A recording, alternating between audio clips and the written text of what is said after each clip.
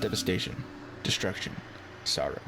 That is what World at War presents when you first launch it. We pan across a multitude of battlefields, all unique, but with one common theme. They've been tainted by war. Fire burning everything from houses to vegetation. The music playing only furthers this idea, this haunting theme playing in the background, a theme of war itself, a theme that tells a brave soldier to embrace death rather than continue to fight. If you don't get goosebumps loading this up, you got nerves of steel, my friend. If you're an avid COD player, this should seem radical to you. Most COD games either try to get you hyped up or just show a bland soldier standing with a gun in the title screen. The only two outliers I can think of are World at War and Black Ops 1. This game wants you to feel uncomfortable. It wants you to feel unnerved as you launch the game. It wants to tackle the difficult subject. It wants to plunge you into the depths of human brutality and moral ambiguity. This is because World at War is not an epic shooter. It's a gruesome tale, a tale that the title screen warns us of. We see the worst of World War II, from the streets of Stalingrad to the jungles of the Pacific. We watch as soldiers are dehumanized and seen as targets rather than people. But as bleak as this game is, it tries to make us understand, even though we might be fueled by hate, even though we may want vengeance for the fallen, an eye for an eye makes the whole world go blind. World at War asks if we can maintain morality in the face of unnerving brutality, and no campaign does this better than the Soviet campaign.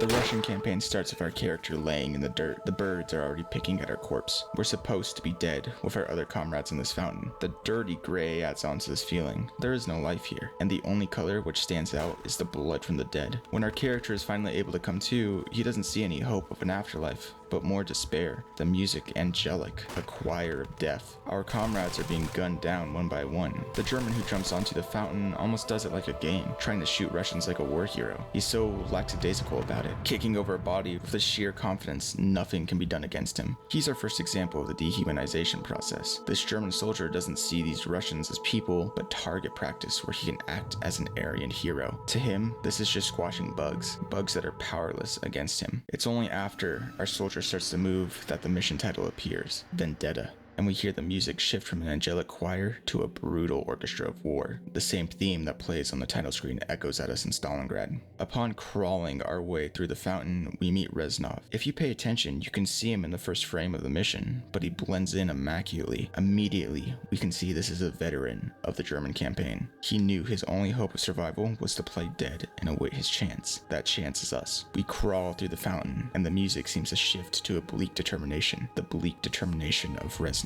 He will be our guide throughout this game to see how much humanity war can steal from a man. Due to his injured hand, he can't wield a rifle, so we must take part in doing it for him. Reznov tells us he's been hunting Henrik Amsel, a German officer who's played a huge part in conducting the death we see on screen. What's interesting here is how Reznov describes the process of trying to take down Amsel. For 3 days, I have hunted him. For 3 days, luck alone has saved his wretched life. Sniping your enemy is like hunting any other animal.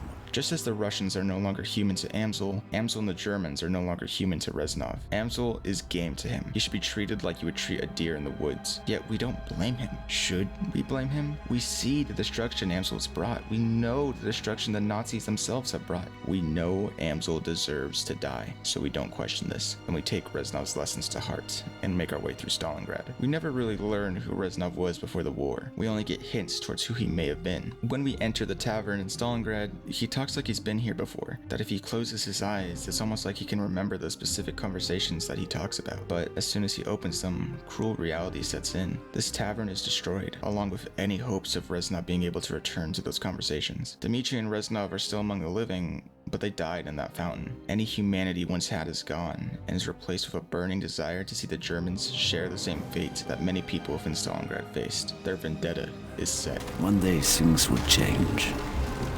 We would take the fight to their land, to their people, to their blood.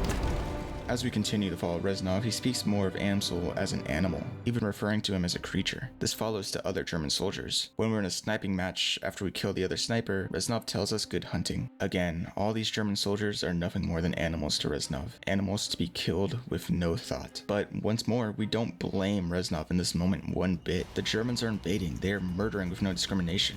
They need to be pushed out. In fighting us, they do awful things. They try to flush us out of a building with a flamethrower. And when Reznov and Dmitri manage to escape that building, they are greeted with German soldiers who, rather than just murdering them on the spot, want them to burn alive. This is nothing but a game to the Germans, and the Russians are just swine to them. Dmitri and Reznov cheat death once more, being saved at the last minute by Russian soldiers, leading to a firefight. In this firefight, the Russian soldiers who saved us from death now face it themselves, with no way to cheat it. I find it interesting how Reznov sees their death, saying their sacrifice will not go unavenged, almost saying them dying will allow more Germans to be killed. The way Reznov warns them is by understanding more Germans will die in his comrade's place. Due to our comrade's sacrifice, we take down Amsel. However, our location gets known, and an escape is needed. In Call of Duty fashion, we jump out of the building right before it comes down, into the river below. Stalingrad really ensures we see German brutality. Through the environment, we see the devastation they bring. If you were in Reznov's shoes, you would feel the same about them. They are animals in this situation. They kill with no remorse, and they destroy an entire city for no other reason than an ideology of hate. The question becomes,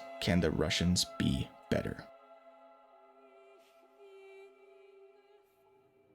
So, after we experienced the Battle of Stalingrad, you would assume we would see what happened right after Reznov and Dmitri jumped into the river. But interestingly, we have a time jump from the worst of the German occupation to Russian boots right outside of Berlin. We don't see the Russians win at Stalingrad or Kursk or even Operation Bagration. Instead, we are at the end of the war. Germany at this point is done, only fighting because of the insanity of its leaders and the horror of its crimes. Dmitri once again finds himself in a situation where he should be dead, but at the last moment, Reznov comes to the rescue, with our new friend Chernov by his side. Chernov doesn't have too much dialogue compared to Reznov, however he is critical to the Russian story, as he represents humanity and empathy in an army full of hate. Dmitri and Reznov reunite after all this time, and we find ourselves in the same situation at Stalingrad, but reversed. Chernov wouldn't finish off the men as they were already bleeding to death. To kill them would be like squashing a bug. Why would you do it if you didn't need to? That's murder, not war. Reznov thinks differently. He thinks about what the Germans did at Stalingrad. He knows they wouldn't have mercy in the same situation, so he tells us to finish the job. Would Dmitri have any empathy or remorse for the people who burned his land to the ground? Once we leave the farmhouse, Reznov makes true on his promise. It is now their land,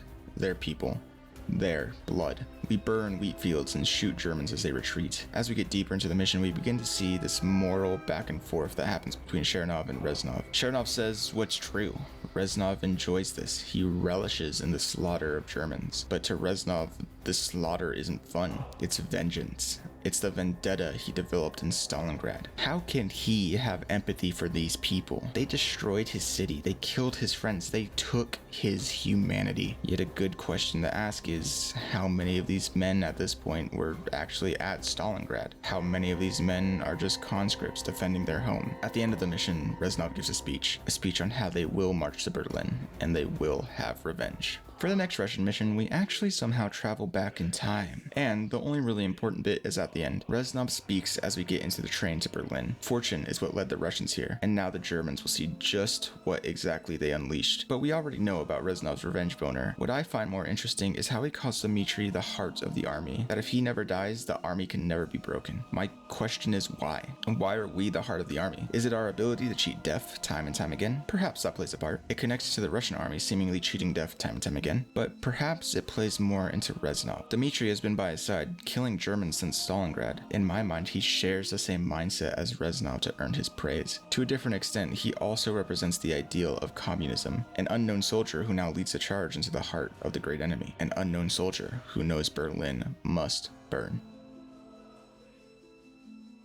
We open next getting off the train into Berlin. I first want to highlight the music here. You would think it would be heroic, the good guys charging into Berlin to take down the Reich. Instead, it's gritty, it's dark, and it's ominous. The Commissar tells us to tear Berlin to the ground using everything at our disposal, adding on at the end, do the same to their wretched soldiers. This no longer feels like a military operation to break German lines. It feels like an operation of revenge. Berlin shall face the same fate as Stalingrad. As we make our way through Berlin, this is reinforced. They showed no mercy invading Russia, so why should we? An eye for an eye, a tooth for a tooth. Again, I ask, how many civilians partook in what happened in Stalingrad? How many dead Germans will it take to avenge the fallen in Russia? We see a scene exactly as we saw it in Stalingrad. 4 Germans in a row, dead, next to a building, blood on the wall. It is now their blood. Their people. The Red Army makes its way into a German insane asylum, showcasing just how horrible their leaders are. You hear screams and metal scraping in the background. However, fighting in an insane asylum showcases just how insane it is to keep fighting at this point. The Germans have lost. They have no way of winning at this point, yet their leaders still point forward, to the point where now we are literally fighting for an insane asylum. Our next mission starts with us in a building that's been tainted by war, devastated by the Red Army. The same music that haunted us in Stalingrad now plays in Berlin. Walking deeper into the building, we see a German soldier on his knees asking for mercy. At this point though, to the Russians, it doesn't matter if they can gather info from the enemy. It doesn't matter if they surrender. What mercy will be shown to the merciless, even if they had nothing to do with Stalingrad, even if they are only conscripts fighting against their will. Chernov is our only empathetic soldier, saying how this is murder, but Reznov justifies it, saying it's how you end a war. But if that's true, the only way to end the war would be killing each and every German soldier, even in surrender. Walking out onto the roof, the exact same color we saw at Stalingrad we see in Berlin. The gray tones are only offset by fire burning the buildings in the background, along with the explosions from rockets. The first combat we get into is haunted by the music we heard at Stalingrad. None of these combats feel heroic.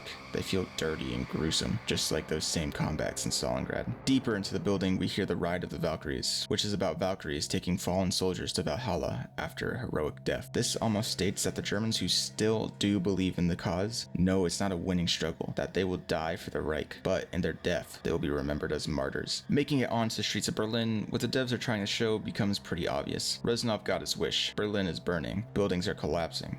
Everything he hated about the Germans, he himself has now become in the face of German civilians. When we get to a group of surrendering Germans, we're given an option. Either to go with Reznov and the rest of the Russian soldiers and burn them alive, or side with Chernov and give them a quick death. If you burn them, Reznov says this is Chernov's fault for not shooting them. It's cruel to prolong an animal's suffering. Perhaps Reznov knows what the Russians are doing is cruel, but how much does he care? I ask this question once more, should we blame him? I'll circle back to that question towards the end of the video. The end of this mission has us fighting in the German U-Bahn, and in psychotic desperation, the Germans flood the U-Bahn to try and clear out the Russians. Berlin is now Stalingrad. The same tactics, the same methods are being used by the Russians. What made them hate the Germans has circled back. There is no high ground to be taken, just an eye to be cut out.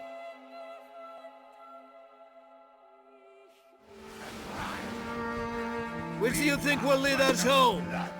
Writing about this war or fighting it? No one will ever read this!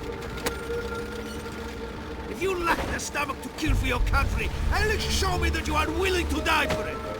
Chernov has been nothing but bullied by Reznov this whole game. To Reznov, he's too soft. He isn't willing to make the ultimate sacrifice like he thinks Dmitri is willing to. He writes in his journal about this war, but to Reznov, that won't end it. The only way to end a war, to Reznov, is more death. He challenges Chernov to be willing to die, to honor his country. The Russians advance deeper into the heart of the Reich, and we see Germans hung from trees. Germans who tried to escape this fighting, escape this insanity. And what does Reznov say? He calls them cowards. The Germans did the right thing by hanging them. There is no winning. It doesn't matter if you fight for Germany. It doesn't matter if you desert the army. It doesn't matter if you surrender. If you are in Berlin and you are a German, you are a target. We've reached our final objective, the Reichstag, where the Germans are armed with 2 million grenades and a dream. After hard fighting, we make it to the entrance. Chernov takes on Reznov's challenge and charges up the stairs with the flag. No way to protect himself, and he dies in one of the most horrific ways possible, burned alive days before the German surrender. Reznov cries out in terror, showing that he did care, and while Chernov is wreathing on the ground, Reznov says, Dmitri! Someone should read this. Chernov was willing to die for his country, but for what? What will his death accomplish? It was right before the Russians broke into the Reichstag. Reznov caused his death indirectly by challenging him to be stupid, to throw his care to the wind for his country which has already won. It's also interesting seeing Reznov's change of heart here. He says someone should read Chernov's journal. Did Reznov always feel this way? Or is it only now, after Chernov was supposedly willing to die for his country, that his journal should be read? It's probably a mix of both, but I would argue, knowing Reznov, it's more of the latter. April 30th, 1945. When he first spoke of Dmitri, Reznov told tales of a hero. Someone we should all aspire to be like. His merciless brutality defines him only as a savage. Just like the rest of the Red Army. He is no hero. We finally made it to the end, the heart of all of Germany, and with Russian blood, we plan to carve that heart out. We are told once again to show no mercy and kill each German who lay in front of us. After hard fighting, Dmitri and Reznov get to the top of the Reichstag, and for the first time in a long while, we hear glorious music. Music to take us forward triumphantly. Music to make us feel like heroes. This was necessary. This is to finally make the show that the Russians have beat the Nazis, that their flag can wave over the empire that caused so much pain. Rockets clear the way, and who better than Dmitri takes the flag to the top. Even after being shot and Reznov saving him once again, he does not die, and neither does the heart of the army, which raises the flag over Berlin. Finally, the Reich is broken, beaten by the people they caused so much pain. Devs very intentionally went from the darkest days of Stalingrad to the Russian occupation of Berlin. In Stalingrad, we see the Germans commit awful atrocities, seeing war as a game, seeing it as squashing bugs. The Russians aren't people to them. They're targets. They're enemies who need to be eliminated. This becomes a cycle, as the way the Germans treat the Russians hardens Reznov to have a grim determination to make the Germans suffer for what they've done. It's why we don't see the end of Stalingrad. We know how the war looked in Russia. The question was, would it look different in Berlin? The devs say no. The Russians are fueled by hate of the people who took everything from them, who killed their families, their friends, their comrades. The Red Army wanted vengeance. It's why the first mission is called Vendetta, a vendetta against all Germans. We killed the architect of this destruction, Namsel, but it's not enough for Reznov. To take full revenge, he needs to see Berlin burn, and he does. Just as the Russians were no longer people to the Germans are no longer people to the Russians. We burn crop fields. We kill Germans in the exact same scenario that Germans killed Russians in Stalingrad. They become the worst of what they faced. It's pure dehumanization. Germans become a single person, a single face that needs to be stopped. Chernov is the only person who sees the opposite. He sees Germans as people who might have different beliefs. He understands what the Germans did was terrible. Killing a surrendering German won't change anything. But circling back to the question I asked earlier, can we blame Reznov and the Russians? Imagine someone invades your home, kills your family, your friends, kills your countrymen, and you get the chance of revenge. How many people would take the high horse and be moral? It's so easy for someone like me a century after the war to say what the Russians did was wrong and brutal. Even if it was, it doesn't change the fact they were invaded and they are human. But with all that being said, even if we are frothing at the mouth for revenge, even if we are fueled by hatred, Chernov reminds us that in a war full of Reznovs who are looking for vengeance, we can question them. We can be moral. We can see enemies as humans. Reznov says writing about the war won't stop it, but I would argue it's journals like Chernov's that prevent war because of how sad and brutal they are. We learn from journals like that no person should ever be in that situation, just like how we learn from games like World at War that war is hell.